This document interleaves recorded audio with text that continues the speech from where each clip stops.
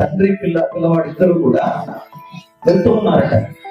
పిల్లవాడు, నాన్న నేను నీతో ఉంటాను నాన్న, నేను అమ్మతో అంతా ఆడుకుంటాను నాన్న, నేను సరదాగా మీ అందరితో గడుపుతాను నాన్న, ప్లీజ్ నాన్న అని అడుగుతున్నాడు.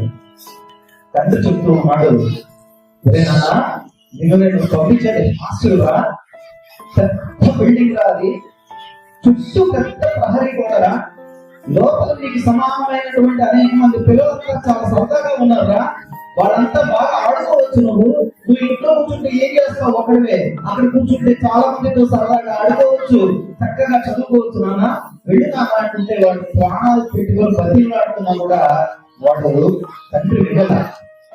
సరే కాలం గడిచిపోయింది. ఇప్పుడు పిల్లవాడు పెద్దవాడయ్యాడు, మంచి ఉద్యోగంలో ఎదిగాడండి, మంచి ఉద్యోగంలో ఎదిగాడు. తండ్రి ఏమైపోయాడు, ఏం పెద్దవాడు అవడంగానే వీడి వయసు పెరగంగానే తండ్రి ఏమైపోయాడు, ముసలాడు అయిపోయాడు. ఇప్పుడు కొడుకు తండ్రిని తీసుకుపోతున్నాడు, కొడుకు తండ్రిని తీసుకుపోతున్నాడు.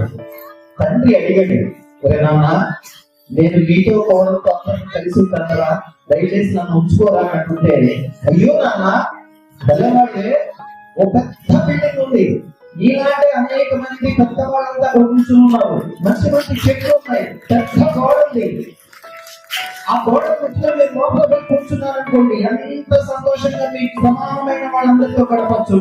ఎవరు నేర్పించారు అది వాడికి, ఎవరు నేర్పించారు వాడికి?